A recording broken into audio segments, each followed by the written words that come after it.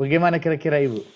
Kalau kita bayangkan, kalau seandainya kita tuangkan di dalam naskah itu, oh kami memiliki ini, kami punya kemampuan ini, di sini ada ini, lahannya luas, ada alat ini. Kira-kira dengan demikian, bisa nggak kita membuat perencanaan apa yang akan kita lakukan ke depan? Ya, kalau dari situ bisa sih, Bisa bisa ya? apa yang ya bisa digambarkan mengenai itu. Ya. Kalau Ada kita gambaran sedikit. ada gambaran ya, ada gambaran Ada, kita ada. mau buat apa nanti ke depan ketika kita melihat kekuatan-kekuatan itu. Ada, cuma kalau untuk pelintang terbengkalai lagi di keuangan. Oke, baik, tidak apa-apa Ibu. Nanti, Iya, cuma itu. nah, Kalau untuk lokasi yang luas, memang sudah dikembangkan. iya. Nah, itu satu hal yang sungguh luar biasa saya lihat karena sudah melakukan pengembangan di bidang itu begitu. Dan mungkin saja nanti kita bisa berpikir melihat kekuatan kita itu untuk membuat yang lebih besar lagi. Mungkin di pengembangan di lahan yang kita olah itu pun bisa kita kembangkan lebih besar lagi. Yang terpenting kita bisa melihat kekuatan-kekuatan yang kita miliki. Maka di dalam naskah akademi itu, kita tuangkanlah kekuatan-kekuatan yang kita miliki di dalam naskah. Dengan demikian kita akan bisa membuat rencana ke depan. Iya. Oke? Nah, supaya nanti orientasi di bab 1 itu diungkapkanlah kekuatan-kekuatan yang kita miliki. Boleh dilaksanakan penelitian lagi. Silahkan nanti untuk dilengkapi di bab 1-nya. Oh iya, iya. Oke ya. Nah, di bagian potensi ya, Pak? iya. Kekuatan-kekuatan. Kekuatan, Oh iya. potensi, begitu. Iya. Karena tadi kan saya tanya, bagaimana kalau kita melihat kekuatan kita, bisa nggak suatu saat kita melakukan perubahan? Pasti Iya. bisa. Tetapi kalau kita hanya berorientasi pada kelemahan terus, kekurangan, ancaman, begitu, itu yang membuat kita nanti tidak bisa melakukan pengembangan. Tapi dengan kita tuangkan di dalam naskah itu kekuatan dan peluang kita, saya yakin seperti yang kita bayangkan tadi, bisa nggak kita melihat itu dengan melihat itu gitu? Dengan melihat kekuatan-kekuatan yang kita miliki, berbuat sesuatu. Karena kita bisa berbuat kalau kita memiliki kekuatan. Kalau kita hanya mengingat kelemahan, kita tidak akan bisa membuat sesuatu yang inovasi. Begitu. Karena saya juga melihat semangat di SMPP Terus Tumaluntung itu semangatnya luar biasa begitu. Itu baik. Kemudian Ibu yang selanjutnya berkaitan dengan bab 2, ada saya lihat tadi kutipan-kutipan. Begitu. Baiknya kutipan-kutipan itu menggunakan buku ataupun jurnal. Gitu. Buku ataupun jurnal. Dengan demikian nanti kita bisa melengkapi kajian kita di bab 2 itu. Semakin dilengkapi, Ibu. Gitu. Kemudian sudah ada keutamaan, nilai sudah ada, kemudian kajian kebudayaan sudah ada. Nah, itu diperkuat dengan literasi lagi, Ibu. Begitu Ibu Irma. Nanti boleh juga dilihat naskah akademik yang bisa ditampilkan oleh teman-teman kita yang lainnya. Begitu. Nah, apa boleh buat, kita beberapa kali tidak bisa berjumpa ya. Tetapi saya yakin semangat di sekolah dengan Ibu bersama Ibu Jelly akan bisa membenahi lagi naskah akademik dengan lebih baik lagi. Nah, sambil nanti melengkapi, karena ini sudah ada nilainya, sudah ditemukan, kemudian keutamaannya sudah ditemukan, kemudian budayanya sudah ditemukan, boleh nanti pelan-pelan masuk ke dokumen kurikulum sambil bersamaan berjalannya, begitu ya, bersamaan ya Ibu, begitu sambil naskah akademiknya diperbaiki, dimantapkan lagi, kemudian dokumen kurikulumnya juga ikut dinaikkan, dimantapkan lagi, begitu Ibu Irma. Oke. Harapan saya tetap stay di Zoom virtual kita ini supaya mendapatkan masukan juga dari teman-teman dengan apa yang sudah dibuat oleh teman-teman juga. Selagi jaringan bersahabat tetap stay, Pak. Oke. Itu semangat yang luar biasa, saya salut begitu. Oke, Ibu. Baik. Terima kasih Ibu Irma dan Ibu Jelly. Ya, terima kasih. Baik, untuk selanjutnya diberikan kesempatan untuk Santo Aquino Amurang untuk memaparkan materinya. Kepada Ibu Dwi atau Ibu Yulita, waktu dan tempat kami silahkan untuk kesempatan ini. Mari Bu. Terima kasih yang kami hormati Pak Guido dan Ibu Tista yang mau menuntun kami pada kesempatan ini. Yang kami laporkan saat ini Pak, memang untuk naskah akademik yang telah kami paparkan pada tanggal 1 kemarin, itu tinggal kami benahi, Pak. Kemudian selanjutnya dari naskah akademik itu, seperti saya sampaikan tadi, kami mencoba membuat dokumen kurikulumnya berdasarkan kerangka yang telah dibagikan Pak Heri waktu itu, dan telah kami bagi-bagikan ke tim pengembang yang ada. Dan saat ini yang baru selesai itu Pak, yang kami coba selesaikan itu baru di bab 1, landasan kurikulum, yang kami ambil dari naskah akademik tadi. Kami cantumkan semuanya di situ Pak. Jadi pada kesempatan ini kami mohon petunjuk Pak, apakah harus kami ambil seutuhnya yang dari naskah akademik itu landasannya, baik spiritual, filosofi, kemudian kami pindahkan ke dokumen 1.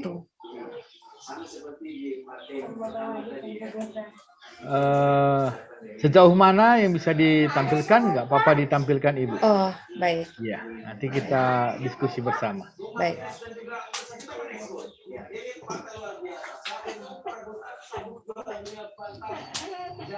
Ini Pak yang kami coba buat baru di bab 1, landasan kurikulum, baru kami pindahkan dari naskah akademik seperti saya sampaikan tadi, landasan spiritualnya,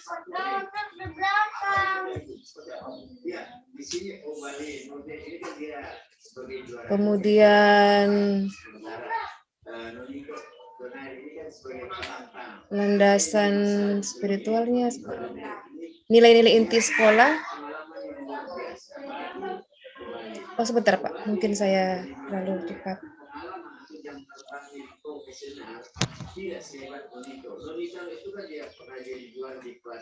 Oh iya, landasan spiritual dari inti-inti yayasan, kemudian nilai inti sekolah, dan nilai inti dari Santo Thomas Aquino, kemudian inti sekolah,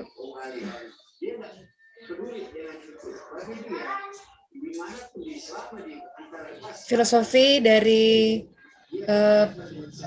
Ki Hajar Dewantara.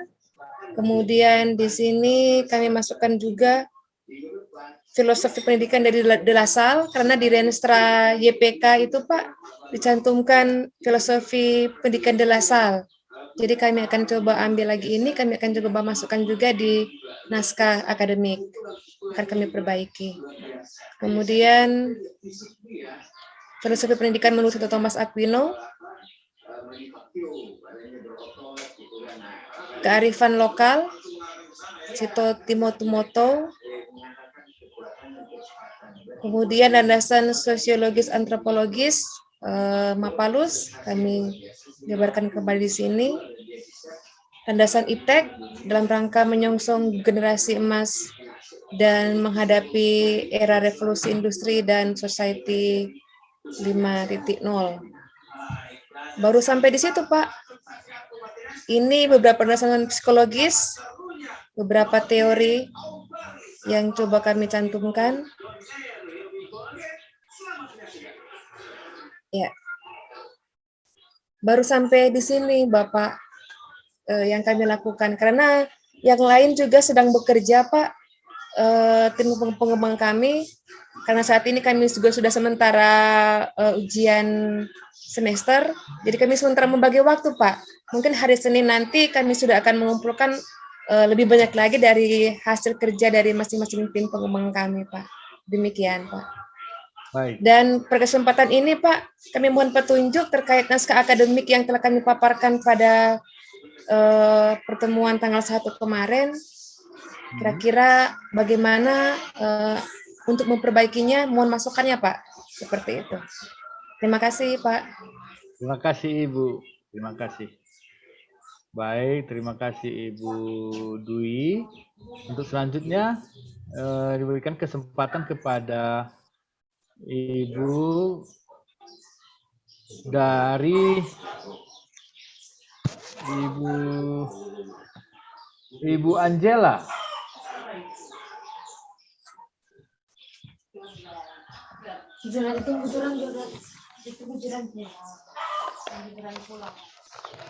Ya, Ibu. Dari Santa Maria Goretti, Santa Maria Goretti Lambean. Lambean, iya. Ibu Angela dari Santa Maria Goretti Lambean. Mic-nya Ibu, maaf.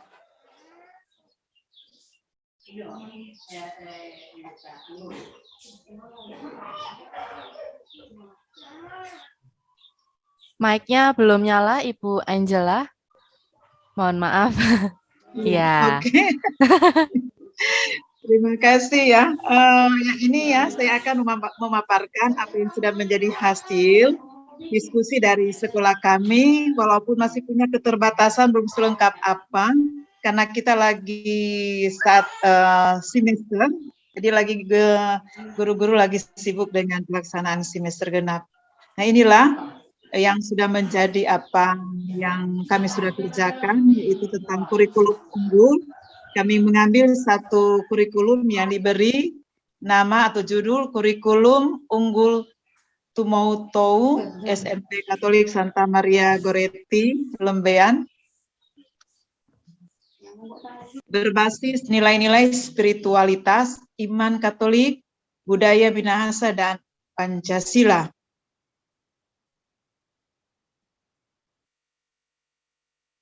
Nah, ini kami ambil bab satunya sebagai landasan kurikulum. Kami memilih nama kurikulum SMP Katolik Santa Maria Goretti sebagai kurikulum Tumautou karena kurikulum ini menjadi acuan kami dalam mewujudkan visi sekolah yang akan dijabarkan dalam bab 2 dalam filosofi Tumautou seperti yang dijabarkan dalam landasan sosiologis, antropologis, bermakna, membangun dan mengembangkan seluruh potensi diri sendiri, membantu orang lain, membangun dan mengembangkan potensi dirinya untuk kesejahteraan bersama. Bab 2 tentang misi sekolah. A. Misi dan identitas pendidikan Katolik. Uskup Agung Michael Miller CSB, The Holy See Teaching on Catholic Schools, menyampaikan bahwa secara mendasar ciri Katolik dari suatu sekolah Katolik nampak dalam konsep Kristiani tentang hidup yang terpusat pada Kristus dalam Kongregasi Suci untuk Pendidikan Katolik, Sekolah Katolik, CS, nomor 10. Maksudnya adalah Kristus menjadi pondasi dari kegiatan pendidikan di sekolah Katolik, dan Kristus memberikan arti yang baru bagi hidup dan membantu semua pihak yang terlibat dalam kegiatan belajar mengajar untuk mengarahkan diri mereka kepada Kristus sesuai ajaran Injil. Nah, sekolah-sekolah Katolik mempunyai tugas untuk melengkapi pembentukan Kristiani dari para muridnya, yakni menjadi manusia seutuhnya seperti Kristus. Nah, ciri-ciri khas sekolah Katolik sebagaimana disebutkan oleh Tahta Suci melalui Kongregasi Suci untuk Pendidikan Katolik yang pertama, diinspirasikan oleh visi Adi Kodrati. Kedua, didirikan atas dasar antropologi Kristiani. Ketiga, dihidupi oleh kesatuan, persekutuan, dan komunitas. Keempat, diresapi oleh pandangan Katolik di seluruh kurikulumnya. Kelima, didukung oleh kesaksian Injil. Nah, Paus Yohanes Paulus II di tahun 2004 pernah menyatakan bahwa adalah penting bahwa setiap institusi Katolik menjadi benar-benar Katolik. Artinya semakin Katolik dalam pemahamannya dan semakin Katolik dalam identitasnya.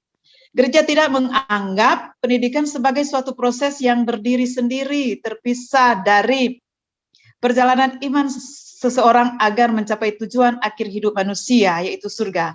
Dalam terang inilah gereja menganggap bahwa pendidikan adalah suatu proses yang membentuk pribadi seorang anak secara keseluruhan dan mengarahkan mata hatinya kepada surga. Maka tujuan pendidikan adalah untuk membentuk anak-anak agar dapat menjadi warga yang baik bagi dunia dengan mengasihi Tuhan dan samanya dan memperkaya masyarakat dengan ragi Injil, dan yang kelak akan menjadi warga kerajaan surga. Dengan demikian, tujuan pendidikan terarah pada pembentukan anak-anak agar mereka dapat memenuhi panggilan hidup mereka untuk menjadi orang-orang yang kudus, yaitu untuk menjadi seperti Kristus. Visi Kristiani ini harus dimiliki oleh seluruh komunitas sekolah, agar nilai-nilai Injil dapat diterapkan sebagai norma-norma pendidikan di sekolah. Nah, di tengah-tengah tawaran berbagai tokoh idola, entah itu dari film kartun, bintang film Korea, atau dari permainan kartu dari Jepang, bahkan dari film para pahlawan dunia, berdasarkan komik Marvel, sekolah-sekolah Katolik perlu memperkenalkan kepada anak-anak figur para santo dan santa, yaitu para tokoh teladan dalam gereja Katolik yang dapat mendorong anak-anak untuk juga hidup seperti mereka. Sebab pada dasarnya kita semua dipanggil oleh Allah untuk menjadi anak-anaknya, untuk mengenal, mengasihi, dan melayani Dia, baik dalam kehidupan kita di dunia ini maupun dalam kehidupan yang akan datang. Nah, secara khusus dalam proses pendidikan di sekolah-sekolah Katolik, para murid perlu diajarkan untuk memilih dengan kesadaran dan kehendak yang bebas untuk hidup sesuai dengan tuntunan ajaran imannya. Dalam suasana yang membangun iman ini, anak-anak dapat dibantu untuk menemukan panggilan hidupnya, termasuk hidup membiara agar tumbuh sejak masa kanak-kanak dan remaja. Bagian B, visi dan misi Yayasan Pendidikan Katolik Keuskupan Manado sesuai dengan idealisme pendidikan Katolik mengenai pendidikan integral dengan tujuan formasi pembentukan manusia seutuhnya, maka ditetapkanlah visi dan misi Yayasan Pendidikan Katolik Keuskupan Manado serta visi dan misi Sekolah Katolik dalam naungan YPKKM. Nah, visi YPKKM menjadi penyelenggara pendidikan Katolik yang integral dan unggul berdasarkan semangat solidaritas, karitas, dan subsidiaritas. Nah, misi YPKKM menyelenggarakan pendidikan Katolik yang integral dan unggul dalam keterpaduan yang seserasi antara iman, budaya, kehidupan, membangun manusia seutuhnya seperti Kristus, beriman unggul, bijaksana, dan Pancasilais. Visi sekolah YPKKM membentuk manusia seutuhnya seperti Kristus, beriman unggul, bijaksana, dan Pancasilais berdasarkan semangat Santo Pelindung Sekolah. Maka misi sekolah YPKKM mendidik putra-putri bangsa menjadi murid-murid Kristus, beriman unggul, bijaksana, dan Pancasilais, pengabdi masyarakat, pejuang kemanusiaan, dan pelestari lingkungan hidup. Maka visi dan misi Yayasan Pendidikan itu berdasarkan nilai-nilai inti yang terkandung dalam landasan kurikulum, maka nilai inti yang dimiliki oleh SMP Katolik Santa Maria Goretti Lembean adalah sebagai berikut. Solidaritas, karitas, subsidiaritas, integritas, ketaatan, tanggung jawab, kekeluargaan, dan patriotisme. Nah, dan dari nilai inti tersebut disarikanlah keutamaan-keutamaan SMP Katolik Santa Maria Goretti Lembean, yaitu beriman kepada Tuhan Yang Maha Esa, bertakwa kepada Tuhan Yang Maha Esa, percaya diri, disiplin, jujur, santun, mandiri, menghargai diri sendiri, menghargai sesama, peduli, mengampuni, cinta damai, kerjasama, saling membantu, nasionalis, Pancasilais, empati, cinta kasih, bela rasa, persatuan, tanggung jawab, kerjasama atau gotong royong, menghargai, cinta tanah air, gigih, ulet, rela berkorban, bernalar, kritis, dan kreatif. Dan yang terakhir adalah toleransi. Nah, berkebinekaan global atau menghargai pluralisme, berpijak pada visi dan misi pendidikan Katolik, Visi dan misi Yayasan Pendidikan Katolik Keuskupan Manado, nilai inti kearifan budaya Minahasa, profil pelajar Pancasila, serta nilai inti keteladanan dan keutamaan Santa Maria Goretti, maka ditetapkan visi SMP Katolik Santa Maria Goretti Lembayan sebagai berikut. Visi SMP Katolik Santa Maria Goretti Lembayan yakni membentuk peserta didik menjadi manusia seutuhnya, seperti Kristus, beriman, unggul, bijaksana, dan Pancasilais sesuai semangat Santa Maria Goretti. Nah, untuk mewujudkan visi tersebut, maka misi sekolah ditetapkan sebagai berikut. Pendidikan berdasarkan iman dan budaya luhur untuk membentuk peserta didik menjadi manusia seutuhnya, seperti Kristus, beriman, unggul, bijaksana, dan Pancasilais sesuai semangat Santa Maria Goretti. Nah, dalam penerapan misi sekolah dijabarkan sebagai berikut. Pertama, misi sekolah. Pertama, menanamkan dan membentuk karakter peserta didik yang takwa terhadap Tuhan Yang Maha Esa, disiplin, bersikap toleran, solider, adil, dan suka menolong terhadap sesama, serta mengutamakan musyawarah mufakat, gotong royong, dan cinta tanah air dalam semangat Bhinneka Tunggal Ika. Kedua, meningkatkan kualitas pribadi peserta didik yang beriman, berintegritas, dan cinta damai, sesuai dengan spiritualitas Santa Maria Goretti yang taat kepada kehendak Allah, jujur, berani, suka bekerja keras, menjaga kemurnian diri, bertanggung jawab, peduli terhadap sesama, dan suka mengampuni. Yang ketiga, meningkatkan kompetensi akademik peserta didik melalui kegiatan pembelajaran yang efektif, kreatif, kritis, inovatif, menyenangkan, dan berbasis teknologi yang berpusat pada pembentukan dan pembinaan kompetensi peserta didik sebagai manusia yang utuh dan unggul. Yang keempat, meningkatkan kompetensi non-akademik peserta didik melalui kegiatan pengembangan keterampilan dan seni serta kebudayaan sesuai minat dan bakat peserta didik yang kreatif, inovatif, dan sesuai kebutuhan dan perkembangan zaman. Yang kelima, menjaga kelestarian lingkungan hidup dan alam sekitar dengan menerapkan teknologi sederhana sesuai program hidup sehat dan pemberdayaan masyarakat. Dan yang keenam, menumbuh kembangkan rasa cinta tanah air dan kesadaran untuk melestarikan warisan budaya bangsa dengan mempelajari bahasa dan seni budaya tradisional daerah Tonsea. Ketujuh, dalam rangka melaksanakan visi sekolah, maka perlu untuk mengembangkan kualitas kepribadian dan keprofesian tenaga pendidik dan kependidikan serta berkesinambungan dan menyeluruh untuk menciptakan tenaga pendidik dan kependidikan yang profesional, berintegritas, unggul, dan Pancasilais. Nah, inilah hasil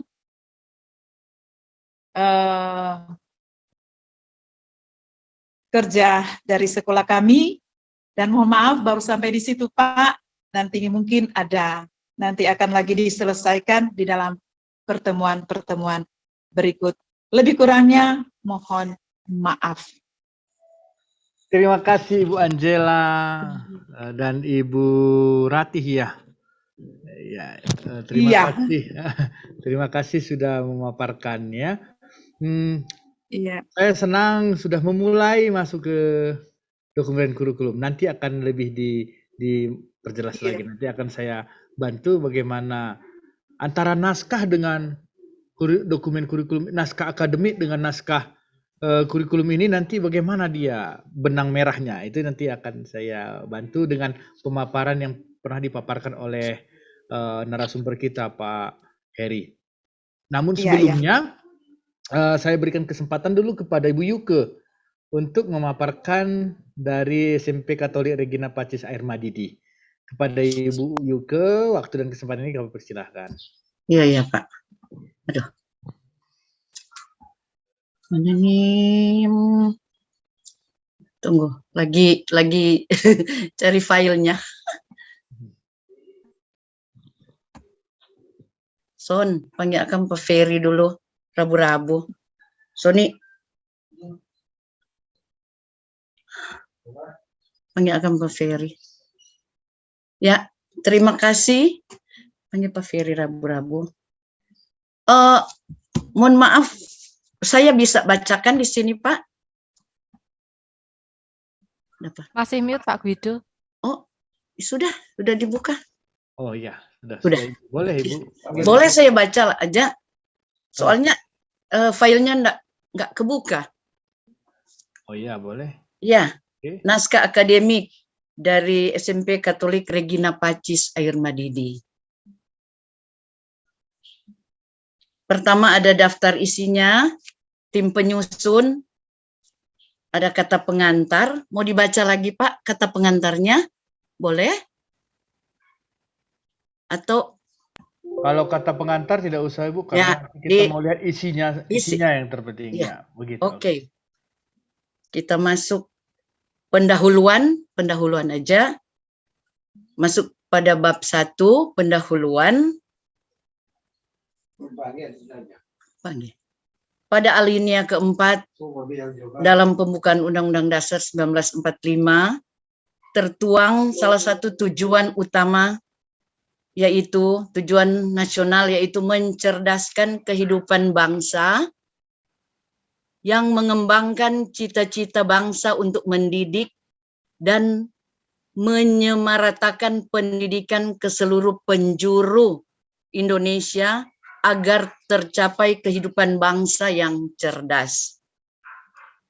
Fungsi dan tujuan pendidikan nasional terdapat dalam pasal 3 Undang-Undang Nomor 20 Tahun 2003 tentang Sistem Pendidikan Nasional yang berbunyi, pendidikan nasional berfungsi mengembangkan kemampuan membentuk watak serta peradaban bangsa yang bermartabat dalam rangka mencerdaskan kehidupan bangsa, bertujuan untuk berkembangnya potensi peserta didik agar menjadi manusia yang beriman dan bertakwa kepada Tuhan Yang Maha Esa, berakhlak mulia, sehat, berilmu, cakap, kreatif, mandiri, dan menjadi warga negara yang demokratis serta bertanggung jawab. Badan Dunia PBB melalui Lembaga United Nations Educational, Scientific and Culture Organization mencanangkan 4 pilar pendidikan baik untuk masa sekarang maupun masa depan, yakni learning to know, learning to do, learning to be, dan learning to live together.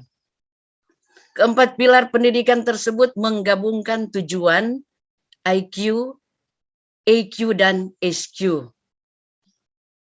Itu kemudian menurut Ki Hajar Dewantara, yang juga dikenal sebagai Bapak Pendidikan Nasional Indonesia, beliau mengemukakan pendapatnya mengenai pengertian pendidikan, yakni tuntutan di dalam hidup tumbuhnya anak-anak. Adapun yang dimaksud pendidikan adalah menuntun segala sesuatu atau semua kekuatan kodrat yang terdapat di dalam diri anak, dalam hal ini peserta didik, supaya mereka sebagai manusia serta juga sebagai anggota masyarakat dapat mencapai keselamatan, juga dapat mencapai kebahagiaan setinggi-tingginya. Dalam Parta IBENG 2021. Diakses 30 November 2021. Menunjuk pada hal-hal di atas, maka SMP Katolik Regina Pacis Air Madidi menyusun naskah akademik sekolah yang dapat digunakan sebagai informasi dan pengembangan kurikulum sekolah dan hal lainnya demi kemajuan sekolah dan keberhasilan peserta didik. Kemudian ada profil sekolah. Sejarah singkat SMP Katolik Regina Pacis Air Madidi. SMP Katolik Regina Pacis Air Madidi beroperasi sejak Agustus 1988 atas prakarsa umat Katolik di Air Madidi. Pioner pendidikan sekolah berasal dari Bapak almarhum Bapak Ben Sumakut. Dalam hal ini dalam keluarga Sumakut Ros, dan direspon oleh umat sehingga berdirilah sekolah SMP Katolik Regina Pacis Ermadidi dengan 8 siswa pada awal pembukaan sekolah. Dan untuk pengadaan tenaga guru diisi oleh beberapa umat yang peduli. Sebagai tenaga sukarela antara lain Bapak Ben Sumakut sendiri sebagai pengelola, Bapak Bruri Parengkuan almarhum, dua bapak tersebut, Bapak Rudi Mande sekarang jadi bankir, Bapak Martin Mokalu, Bapak Jaya Ridwan, Ibu Selvi Dumanau. Dan untuk tenaga tata usaha dibantu oleh Bapak Nimber Kolowai secara sukarela. Hingga pada akhir tahun 1988. Mohon maaf Ibu juga. Ya. Ya, sepertinya di Manado pukul 12 ya ini. Iya. Ya, Kita kita mau berhenti doa Angelus terlebih Angelus. dahulu. Bisa. Oh Bu. iya, mohon maaf ya Ibu. Ya, Ya. monggo. Mari Bapak Ibu kita doa malaikat Tuhan. Dalam nama Bapa dan Putra dan Roh Kudus. Amin. Maria diberi kabar oleh malaikat Tuhan bahwa ia akan mengandung dari Roh Kudus. Salam Maria, penuh rahmat Tuhan sertamu. Terpujilah engkau di antara wanita, dan terpujilah buah tubuhmu Yesus. Santa Maria, Bunda Allah, doakanlah kami yang berdosa ini sekarang dan waktu kami mati. Amin. Aku ini hamba Tuhan, terjadilah padaku menurut perkataanmu. Salam Maria, penuh rahmat Tuhan sertamu. Terpujilah engkau di antara wanita, dan terpujilah buah tubuhmu Yesus. Santa Maria, Bunda Allah, doakanlah kami yang berdosa ini sekarang dan waktu kami mati. Amin. Sabda sudah menjadi daging dan tinggal di antara kita. Salam Maria, penuh rahmat Tuhan sertamu. Terpujilah engkau di antara wanita, dan terpujilah buah tubuhmu Yesus. Santa Maria, Bunda Allah, doakanlah kami yang berdosa ini sekarang dan waktu kami mati. Amin. Doakanlah kami ya Santa Bunda Allah, supaya kami dapat menikmati janji Kristus. Marilah berdoa. Ya Allah, karena kabar malaikat, kami mengetahui bahwa Yesus Kristus Putramu telah menjadi manusia. Curahkanlah rahmat-Mu ke dalam hati kami, supaya karena sengsara dan salibnya, kami dibawa kepada kebangkitan yang mulia. Sebab Dialah Tuhan antara kami. Amin. Dalam nama Bapa dan Putra dan Roh Kudus. Amin. Baik, terima kasih Bapak Ibu. Monggo bisa dilanjutkan Ibu Juke. Ya. Terima kasih Ibu, mohon maaf ya. Oke. Lanjut.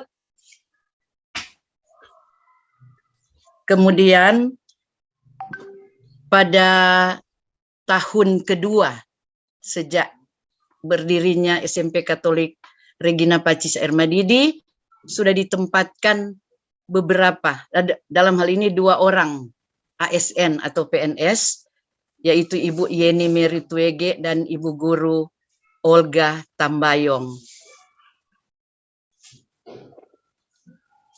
Dan pada waktu itu jumlah siswa sudah mulai meningkat.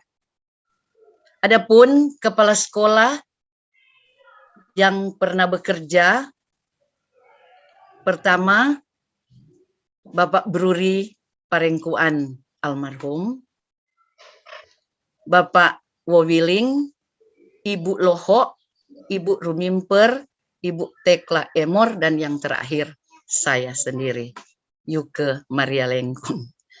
Kemudian keadaan siswa dan guru pada saat ini. SMP Katolik Regina Pacis Ermadidi sesuai Dapodik ada 3 rombel, kelas 7 dengan jumlah siswanya ada 18, kelas 8 17, dan kelas 9 19 peserta didik dengan jumlah keseluruhan 54. Dan untuk guru, data guru ASN jumlahnya 3 orang, non ASN dipekerjakan oleh Kemenak 1 guru agama, kemudian yang honor sekolah 3 dan 1 operator, jumlahnya 8. Kemudian letak SMP Katolik Regina Pacis Air Madidi terletak di Kecamatan Air Madidi, Ibu Kota Kabupaten Minahasa Utara. Kalau dari map, kurang lebih jaraknya 15 km dari kota Manado. Itu di Zero Point. Kalau sampai di lokasi sekolah kami kira-kira 24 atau 25 km dari kota Manado, Ibu Kota Provinsi Sulawesi Utara. Letak Air Madidi menjadi penghubung ke Kota Bitung dan ke Kota Bitung, Minahasa, dan Kota Manado. Karena berada di ibu kota kabupaten, menjadikan SMP Katolik Regina Pacis Air Madidi dekat dengan fasilitas publik, antara lain seperti pasar, pertokoan, terminal, kantor pemerintahan, dan fasilitas kesehatan. SMP Katolik Regina Pacis Air Madidi berada dalam lingkungan persekolahan.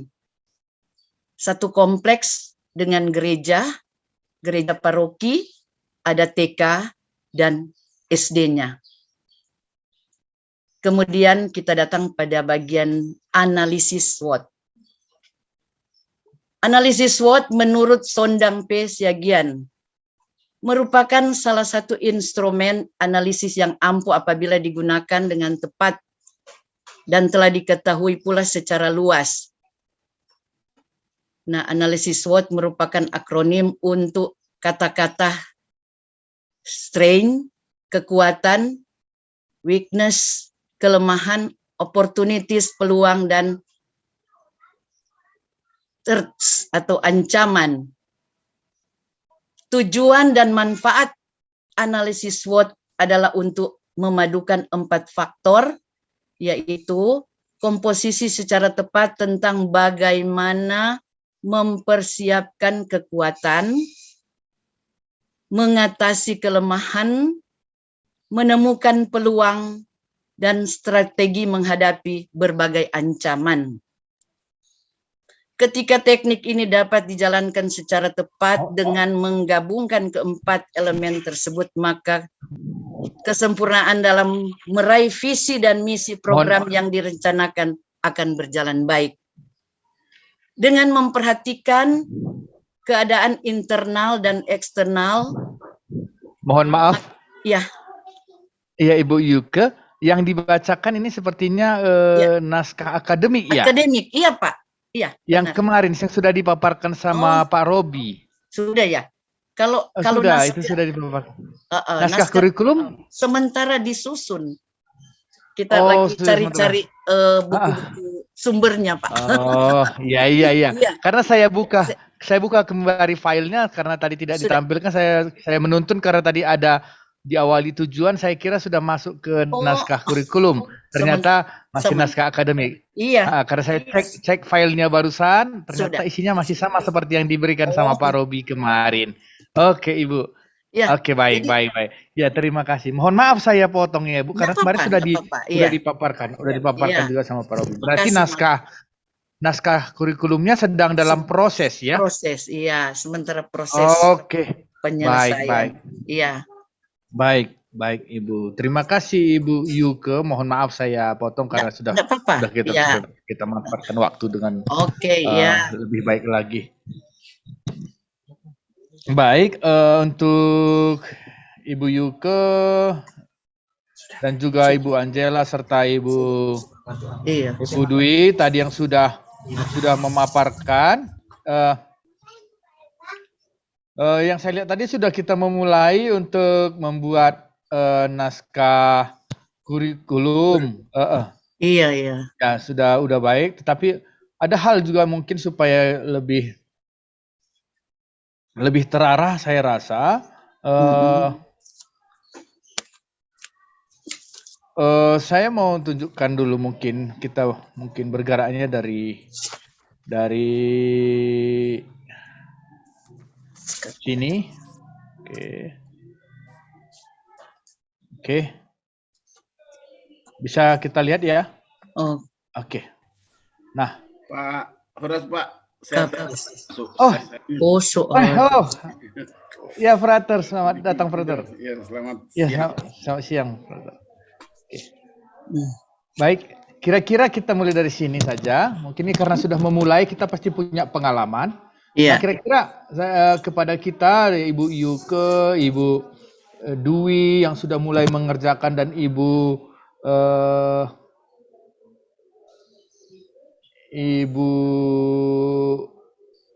Angela juga yang sudah mulai mengerjakan ini. Saya mau tanya, untuk di spiritualitas ada kira-kira yang landasan spiritualitas yang mau ditanyakan, kira-kira apa yang mau dimasukkan ke dalam ini begitu? Iya. Nah, di sini kan kita sudah membuat ya di naskah akademik. Iya. Nah, jadi saya mau jelaskan bahwa ini ada kaitan antara naskah akademik dengan naskah kurikulum ini. Iya. Ya, jadi karena di sini dia berkaitan dengan ini. Solidaritas. Oke, seperti ini ya. Iya. Ada core value yayasan, keutamaan Santa Pelindung, keutamaan sekolah. Nah, ini kita tuangkanlah di sini. Di landasan spiritualitas. Oke. Dan kita tariklah ke sekolah kita begitu ya. Oke. Jadi di sinilah kita buat Ibu ya. Oke, selanjutnya landasan filosofi. Ini pemikiran tokoh pendiri pendidikan nasional. Mungkin kita mengangkat antara ya ada Ki Hajar Dewantara, ada Samratulangi. Ya. Nah, filosofi pemikiran ini nanti kita arahkan dengan keadaan sekolah kita. Apa rencana yang mau kita lakukan ke sekolah kita? Nah, begitu. Kita kan sudah melakukan analisis ya tentang sekolah kita, analisis kekuatan. Nah, sama seperti yang tadi yang saya sampaikan, Ibu, waktu bersama tadi dengan Ibu dari Tumaluntung, bahwa memang kan diminta kita melihat kekuatan kita dan peluang yang kita miliki. Iya. Nah, berdasarkan itu juga kita mau melakukan apa langkah yang akan, apa tujuan yang akan mau kita buat di sekolah kita. Nah, oke. Kemudian yang berkaitan dengan penggalian nilai ini, mau diapakan nilai ini nanti? Mau ditanamkankah? Mau bagaimana diberikan kepada anak-anak begitu? Ini mau bagaimana? Mau dibudayakankah? Mau seperti nah dari situ kita kan sudah punya gambaran mau bagaimanakan nanti. Oke? Kemudian kita belajar juga dari pemikiran tokoh pendidikan nasional seperti Ki Hajar Dewantara atau Dr. Samratulangi seperti itu. Iya. Nah, dengan demikian kita tuangkan nanti di landasan filosofis. Begitu. Kita tuangkan di landasan filosofis. Begitu kira-kira. Ibu Dwi bisa memahami kira-kira? Okay. Nanti begini, saya kasih contoh aja, tidak apa-apa. Saya kasih contoh. Nah, misalnya seperti ini.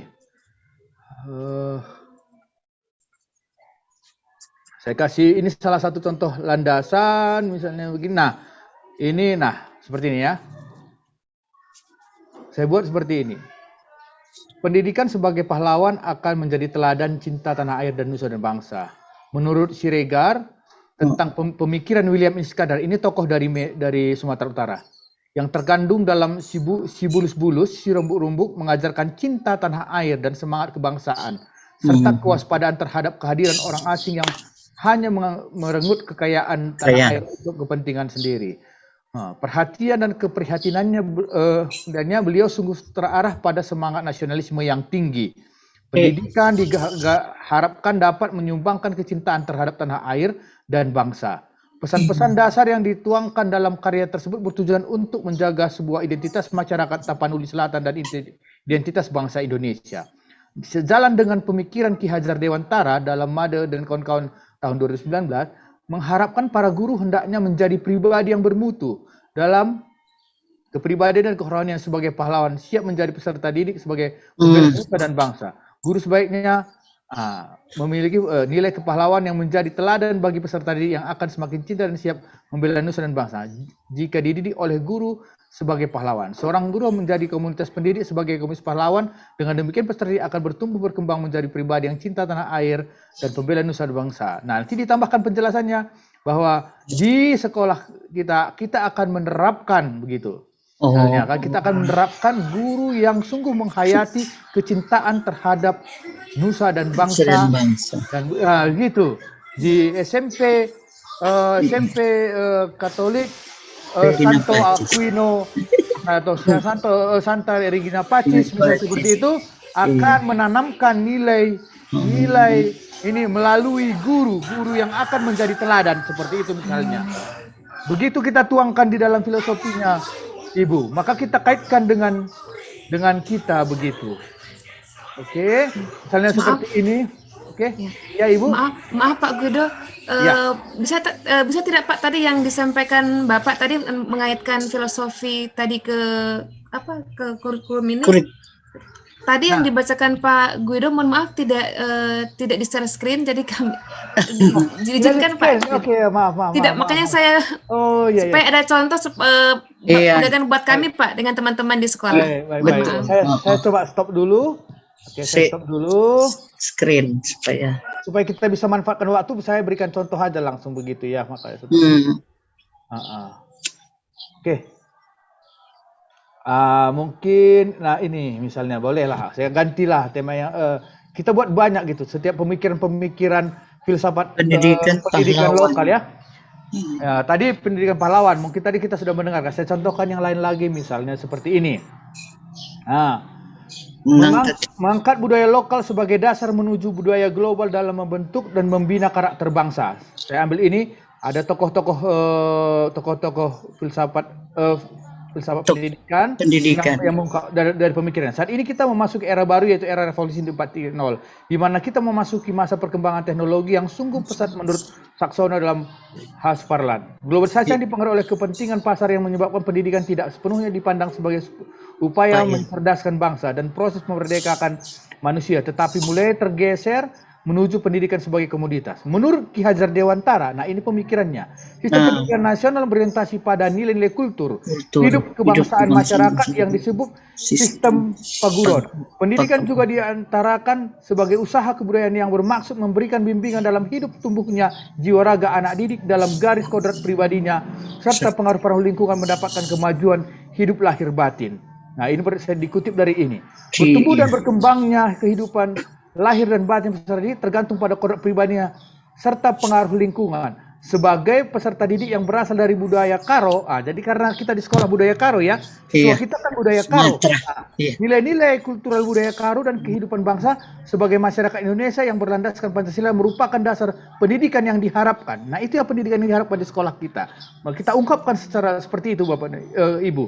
Ki Hajar Dewantara menerapkan trikon dalam menanamkan budaya itu kontinuitas, konvergensitas, dan konsentrinitas. Nah, kontinuitas berarti mengembangkan karakter dan membina budaya bangsa yang merupakan kelanjutan dari budaya sendiri menuju ke budaya dunia yang disebut konvergensi dengan tetap mempertahankan pembinaan sifat kepribadian di lingkungan global yang disebut dengan konsentrinitas. Dengan demikian, sekolah semestinya menanamkan budaya lokal yang mampu beradaptasi menuju kebudayaan global demi mempertahankan nilai kehidupan manusia. Kebudayaan Karo. Nah, kembali lagi dengan sekolah kita. Kalau di sana budaya Minahasa misalnya. Minahasa, iya. Dasar penanaman nilai di sekolah. Nah, kebudayaan ini kiranya mampu beradaptasi dan berkontribusi dalam kebudayaan global. Dengan demikian, sekolah akan membentuk dan membina karakter bangsa. Nah, contoh seperti itu, Ibu. Nah, bisa kira-kira nanti dalam landasan filosofi itu kita kutip pemikiran dari filosofi pendidikan lokal, Samratulangi, Ki Hajar Dewantara, mungkin Romo Mangun, seperti itu. Nah, kita angkat pemikirannya, itu kita tarik kepada sekolah kita, sesuai dengan kebutuhan sekolah kita. Terkait dengan nilai-nilai juga kita tarik begitu. Nah, kita ungkapkan, kita narasikan dengan baik, seperti itu, Ibu. Oke? Jelas ya untuk itu? Pak Ya, Rido, Frater. Ya, Frater. boleh saya mau sampaikan sedikit sesuatu? Boleh, Frater. Usul, ya. Oke, Frater. Ibu Yuke, ya. Saya pikir mungkin kan sudah ada sebelum-sebelumnya dari sekolah lain yang kebetulan satu yayasan kita ini. Ya. Jadi kalau misalnya itu saya pikir coba menghubungi sekolah-sekolah lain yang sudah menyusun, ya, sehingga Ibu bisa melihat contoh. Karena kebetulan kita satu yayasan dan ini juga ada di bawah di satu daerah yaitu Minahasa, Ya. sudah bisa melihat mencontoh, bukan menciplak, ya. Tidak menciplak, tapi mencontoh, ya. Naskah kurikulum yang sudah dibuat oleh banyak SMP yang saya mengikuti, mereka sudah ada di dalam konsep, sudah ada.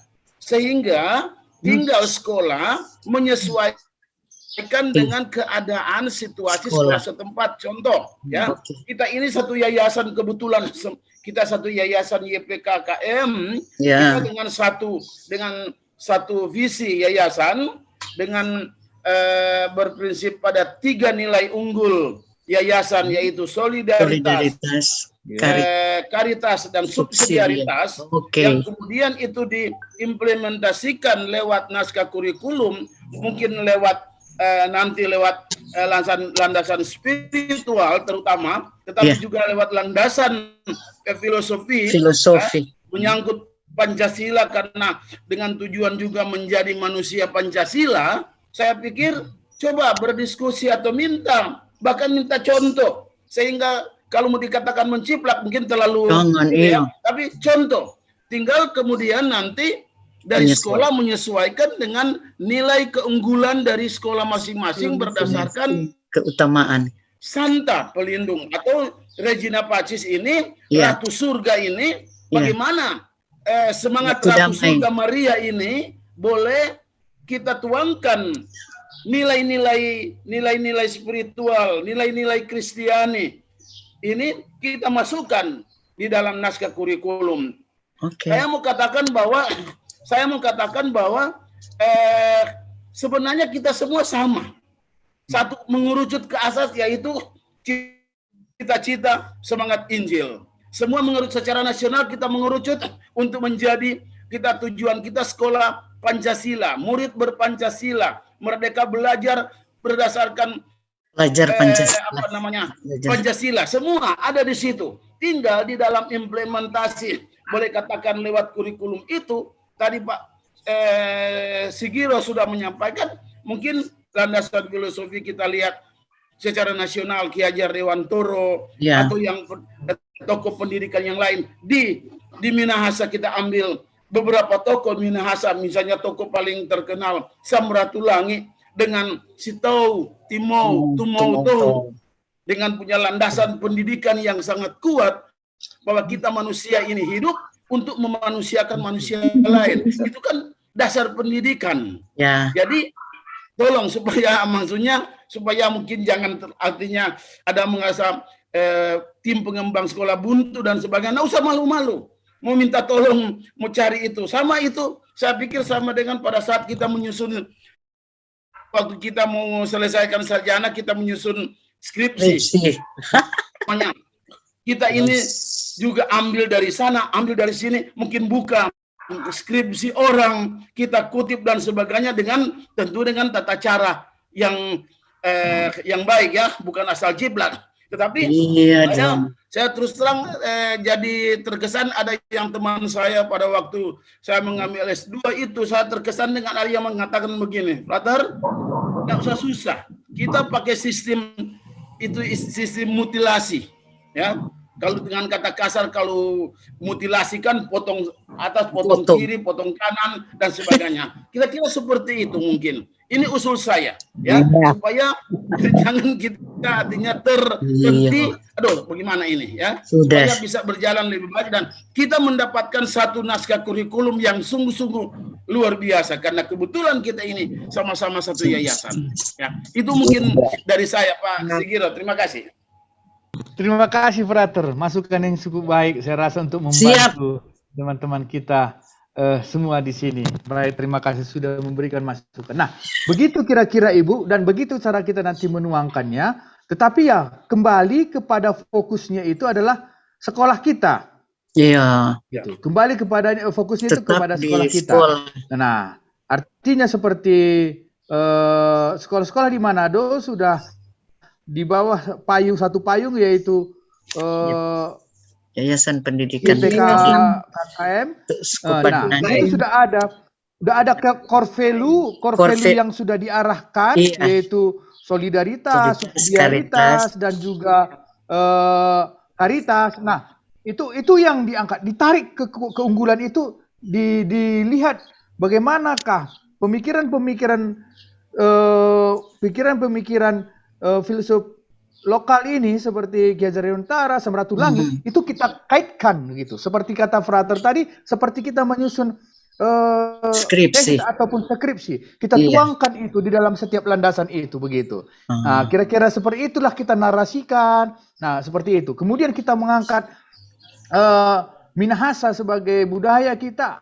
Nah, misalnya ada seperti Mapalus, gotong royong itu, di mana kaitannya dengan landasan filosofis yang bisa kita kaitkan, maka kita kaitkan, begitu.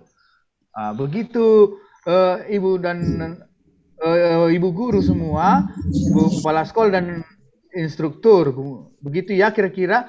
Kemudian saya mau lanjutkan ini juga, nanti ada spiritualitas, ini juga begitu kita tuangkan, karena sini harus memang sungguh kuat kita menjelaskan tentang core value yayasan, yaitu terutama Keuskupan Manado, yaitu karitas, solidaritas, dan subsidiaritas. Ini sungguh kita jelaskan dengan apa, karena sudah dari Renstra kan kita tarikkan begitu. Kemudian keutamaan Santo Pelindung kita, keutamaan sekolah, ini kita tuangkan di sini seperti itu. Nah, di sini juga bisa kita kembali lihat nanti terkait dengan sosiologi antropologis. Nah, misalnya Mapalus, bambu, musik bambu, kolintang misalnya dari Sulawesi Utara. Ini kita tarik, kita berikan penjelasan di sini begitu sebagai landasan. Begitu ya. Nah, ini dari mana kita bisa ambil? Dari naskah akademik kita sudah kita tuangkan. Iya, makanya bagi kita yang belum selesai naskah ini, berjalan bersama, mari kita perkuat lagi naskah akademik kita. Dengan demikian nanti tulisan kita dalam naskah akademik itu bisa kuat untuk kita tarik sebagai landasan. Karena kurikulum yang mau kita bangun di sekolah ini berlandaskan sesuatu yang kuat. Oleh karena itu, naskah akademik mari kita bangun dengan kuat, begitu. Dengan menambah literasi kita untuk memperkuat, misalnya Mapalus itu apa, kolintang itu apa, misalnya seperti itu. Kemudian IPTEX. Nah, IPTEX ini berisi tentang menyiapkan pembelajaran menyongsong Indonesia Emas 2045, Revolusi 4.0, bahkan Sosialisasi 5.0. Maka ini kita cari lagi, kita berliterasi lagi untuk mengungkapkan ini dan melihat kebutuhan sekolah kita. Begitu, kita lihat kondisi, potensi sekolah kita yang kita miliki, bagaimana kita bisa juga ikut untuk menyukseskan Indonesia Emas dengan menghadirkan generasi bangsa yang mampu nanti akan menghadapi ataupun menyongsong Indonesia Emas 2045. Maka kita ungkapkan, maka kita juga perlu memperkuat, kembali lagi ke naskah akademik kita, kita memperkuat untuk kajian kondisi sekolah kita. Kajian kondisi sekolah. Kita harus melakukan penelitian yang sungguh-sungguh untuk sekolah kita. Dengan demikian kita sungguh bisa menemukan potensi dan kekuatan yang dimiliki oleh sekolah kita. Gitu. Dengan demikian kita bisa menghantarkannya ke dalam naskah kurikulum. Iya, begitu, Ibu. Kemudian ada mengenai berkaitan dengan psikologi. Psikologi ini berkaitan dengan teori-teori belajar kognitif. Nah, mungkin kita dulu pernah belajar tentang teori belajar kognitif. Oke, nanti boleh juga kita kaji dari jurnal. Kita melihat, misalnya teori belajar kognitif itu apa yang mau kita tarik misalnya. Misalnya kita mengangkat misalnya untuk behaviorisme atau behavioristik ini, misalnya kita memilih Skinner misalnya, di mana Skinner itu menekankan terkait dengan penguatan. Nah, ini untuk membangun nanti karakter peserta didik yang memiliki jiwa solidaritas, subsidiaritas, dan karitas itu didukung oleh konsepnya Skinner, di mana Skinner itu mengungkapkan misalnya tentang reinforcement gitu, reinforcement positif atau penguatan positif. Artinya di dalam sekolah itu terciptalah peserta didik dengan guru yang saling memberikan penguatan positif. Setiap peserta didik itu ataupun anggota di dalam sekolah itu melakukan suatu hal kebaikan terkait dengan subsidiaritas, karitas misalnya seperti itu. Nah, dia selalu diberikan dukungan karena konsep Skinner itu memberikan dukungan, memberikan penguatan begitu. Sehingga kan nanti bisa juga akan terjadi apabila itu berlangsung terus, maka akan terjadi yang namanya continuous reinforcement menurut Skinner. Jadi kita ungkapkan itu berdasarkan pemikiran Skinner. Nah, dari mana bisa kita menemukan nanti pemikiran-pemikiran Skinner itu atau konsep Skinner itu? Kita bisa belajar lewat jurnal-jurnal atau buku-buku terkait dengan psikologi pendidikan. Begitu. Nanti kita ungkapkan, kita narasikan lagi di dalamnya. Nah, dari situ kita memiliki landasan yang kuat untuk menyusun kurikulum sekolah kita. Itu menjadi acuan bahwa kita akan menerapkan konsep Skinner itu, cara berpikir Skinner. Kita mau terapkan di sekolah bahwa setiap warga sekolah itu harus saling memberikan penguatan satu sama lain. Begitu. Bahwa kan kita tahu juga kadang-kadang anak-anak ini kan mau membuli temannya yang berbuat baik. Begitu. Dianggap, ya kamu sok baik.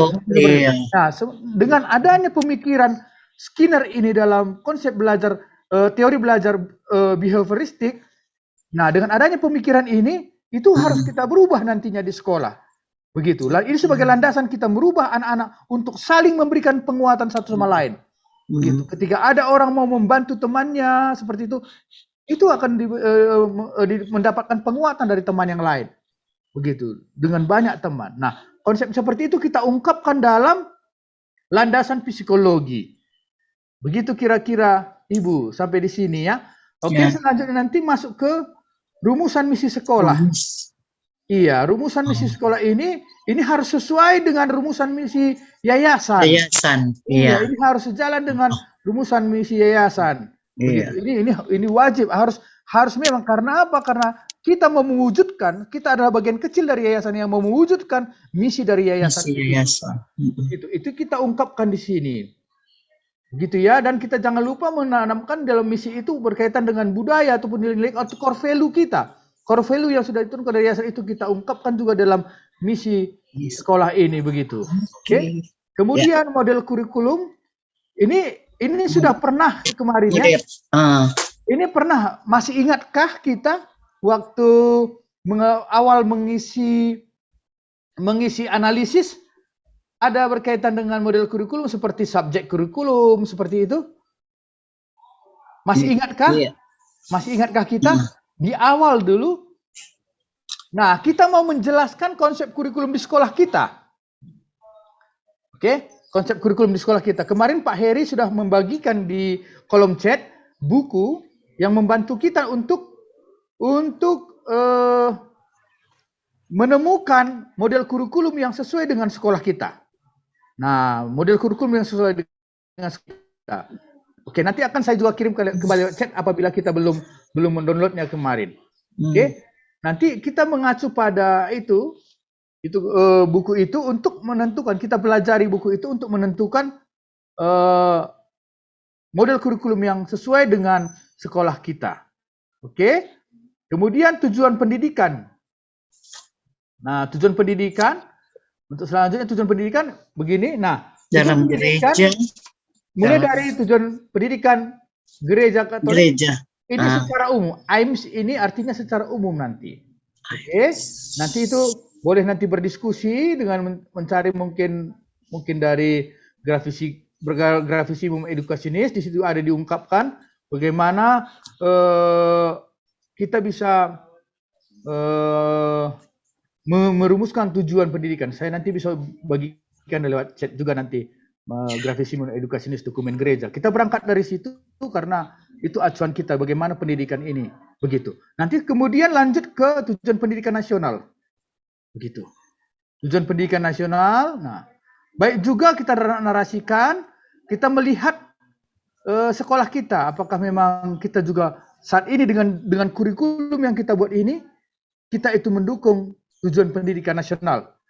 Nah, dengan apa yang kita kerjakan ini, saya yakin, karena saya juga sudah mengkajinya, dengan program POP ini sungguh sesuai dengan perwujudan tujuan pendidikan secara nasional, begitu. Ini sesuai dengan perwujudan tujuan nasional. Maka nanti silahkan dikaji berdasarkan Undang-Undang 45, kemudian Undang-Undang Nomor 20 Tahun 2003, Sidiknas. Begitu. Ini nanti silahkan dikaji. Kemudian dari situ nanti kita akan menyusun juga tujuan pendidikan sekolah kita, goals-nya. Nah, jadi tujuan sekolah kita rincikan apa saja menjadi tujuan sekolah kita. Nah, silakan melihat kembali potensi dan kekuatan yang sudah kita miliki. Kemudian lihat lagi tujuan pendidikan secara nasional dan tujuan pendidikan dalam gereja Katolik, maka kita sesuaikan. Begitu. Sesuaikah tujuan sekolah kita dengan tujuan pendidikan nasional dan tujuan pendidikan dalam gereja Katolik? Ini kita sesuaikan. Maka kita rincikan nanti di sini yang menjadi tujuan pendidikan sekolah kita. Sesuai juga dengan visi dan misi yayasan, jangan lupa. Begitu. Apakah ini yang tujuan yang kita bikin ini sesuai dengan visi misi dari yayasan itu sendiri? Dan sesuai dengan itu harus sejalan semua antara visi misi yayasan, tujuan pendidikan nasional, tujuan pendidikan dalam gereja Katolik. Itu harus sesuai dengan tujuan pendidikan di sekolah kita. Begitu, Ibu. Kemudian tujuan pembelajaran. Nah, tujuan pembelajaran ini pun nantinya harapannya ini juga harus sesuai juga. Maka nanti akan sejalan mulai dari tujuan di dalam kelas, katakanlah sebegitu sederhananya. Tujuan di dalam kelas, tujuan di sekolah, tujuan di yayasan, tujuan di nasional, tujuan di gereja Katolik, semua itu sejalan. Begitu. Semua akan mewujudkan tujuan tersebut. Itulah yang diharapkan dalam konsep dalam bab berkaitan dengan tujuan pendidikan. Begitu ya. Kemudian struktur teladan ini saya rasa sudah juga boleh dikerjakan seperti penjelasan oleh Bapak Heri kemarin begitu. Nah, yaitu menentukan ini adalah core value. Nah, core value untuk yayasan di bawah YPPKM, saya rasa sudah disepakati bahwa ada 3 ya, solidaritas, subsidiaritas, dan karitas. Maka nanti nilainya dituangkan di sini. Ini dia mungkin subsidiaritas, solidaritas, dan karitas. Nanti dituangkan keutamaannya. Oke, keutamaan yang berkaitan dengan subsidiaritas, solidaritas, dan karitas. Kemudian budayanya dituangkan di sini, misalnya Mapalus. Kemudian dilihat, ini linier nanti. Ya, linier antara, artinya sama antara mulai dari ini misalnya solidaritas, di sini misalnya persaudaraan misalnya, keutamaannya, kemudian keutamaan budaya misalnya Mapalus, bergotong royong, kemudian profil Pancasilanya misalnya gotong royong misalnya. Nah, dilihat lagi Permendikbud nomor 20 tahun 2016. Iya, itu. Oke, dilihat nanti Permendikbud nomor 20 tahun 2016, ini semua linier. Sehingga kita itu mulai dari nilai solidaritas, keutamaan persaudaraan, kemudian keutamaan budaya Mapalus, kemudian profil Pancasila, gotong royong akan sama dengan standar kompetensi lulusan serta didik kita. Dengan demikian kita mendukung Permendikbud nomor 20 tahun 2016. Begitu ya. Jadi artinya ini harus linier dari sini sampai ke sini. Oke? Ya. Oke ya, Ibu ya. Selanjutnya nanti mungkin sampai sini ada pertanyaan? boleh kita diskusi Diskusi. supaya jangan kita menjadi bingung misalnya. Boleh kita diskusi. Ada yang mau ditanyakan, cukup jelas? Cukup jelas apa yang mau dibuat? Nanti dibuat tetap dalam bentuk tabel seperti ini. Tabel, iya. Oke. Tabel seperti ini. Nanti dibuat seperti ini. Nah, oke. Ini ada petunjuknya. Ini sudah saya bagikan. Kemudian nanti menyusun. Nah, ini seperti ini. Nah, tadi kan kita memiliki solidaritas ya. Solidaritas itu akan sudah di sini. Di atas. Keutamaannya tadi misalnya persaudaraan di sini. Oke, misalnya di sini misalnya Mapalus. Iya. Oke, di sini misalnya berkaitan dengan gotong royong. Palus gotong royong. Oke, misalnya seperti itu. Profil pelajar Pancasila-nya misalnya. Nah, ini sudah linear, kemudian menyusun KD-nya. KD. Iya, kita menyusun KD. Nah, itu kita menggunakan kata kerja operasional nanti dalam menyusunnya begitu. Oke, bagaimana mengenai persaudaraan Mapalus dan gotong royong ini kita menyusun KD-nya. KD-nya. Oke. Nah, yang berkaitan dengan kepercayaan diri, motivasi, dan sikap. Itu yang di afektif. Di kognitif nanti kesadaran, pengetahuan, dan pemahaman. Oke, psikomotorik nanti ada keterampilan dan perilaku. Oke, nanti di sini indikatornya. Gitu ya, nanti di sini indikatornya. Silahkan nanti disusun. Nah, kita ini kan FGD 2 tahap 1. Nanti akan masih ada FGD 2 tahap 2. Nanti ini paling tidak kita bisa mengerjakan sampai di sini. Sehingga nanti narasumber bisa mengoreksi apa yang kita kerjakan. Begitu ya. Nah, oke, sampai di situ. Nah, ini mungkin subsidiaritas seperti ini. Mungkin ada karitas, begitu. Oke. Nah, ini berkaitan dengan desain buku. Mungkin kita tidak akan sampai sini, belum sampai di sini kita mengerjakan. Ya, kalau bisa kita selesaikan sampai tahap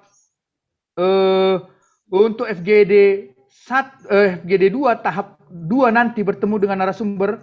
Kalau bisa kita kerjakan sampai di sini saja, ini sudah cukup luar biasa.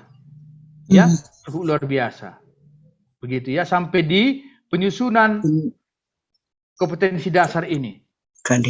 Kalau bisa saja sampai di sini sudah sangat luar biasa Bapak dan Ibu. Maka mari bekerja dengan giat di unit masing-masing. Oke. Ini berkaitan dengan desain buku. Oke, nanti ini bisa dipelajari kembali nanti.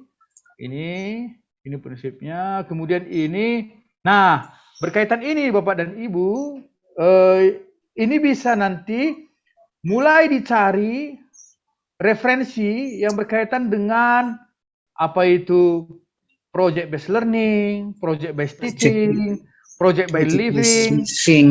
Iya, ini semua yang ada di sini silahkan dicari literasinya.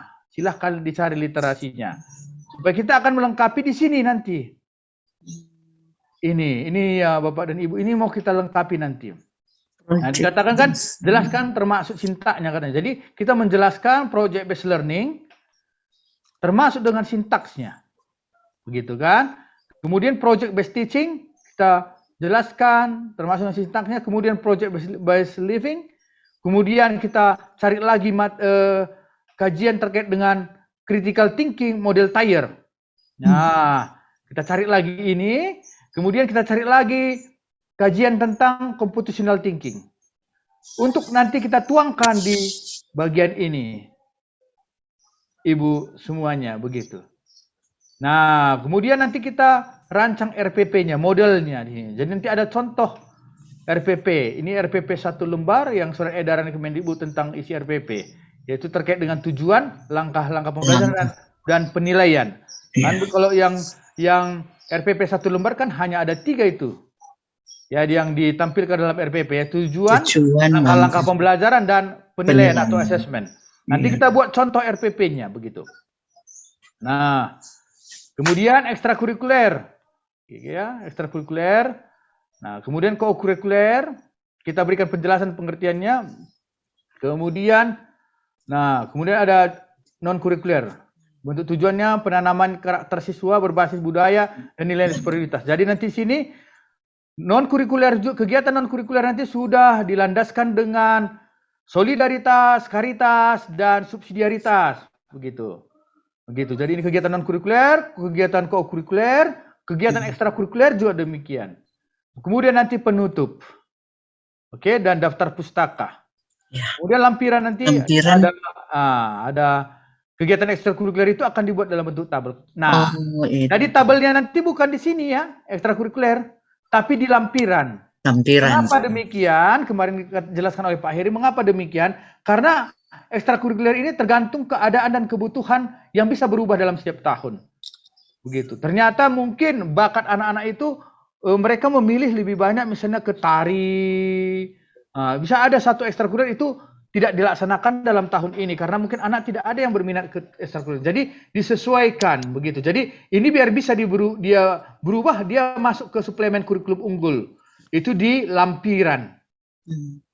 Oke, di lampiran nanti. Kemudian kegiatan co-kurikulernya juga misalnya ada studi banding, retret gitu. Nah, ini juga masuk ke dalam lampiran gitu. Jadi non kurikuler juga demikian. Oke. Nah, seperti itu. Baik, sampai di sini Ibu, adakah yang mau ditanyakan kepada kita semuanya supaya kita bisa melangkah untuk beberapa hari ke depan sampai pertemuan FGD 2 tahap 2? Adakah yang mau ditanyakan? Sudah. Nah, adakah mau ditanyakan?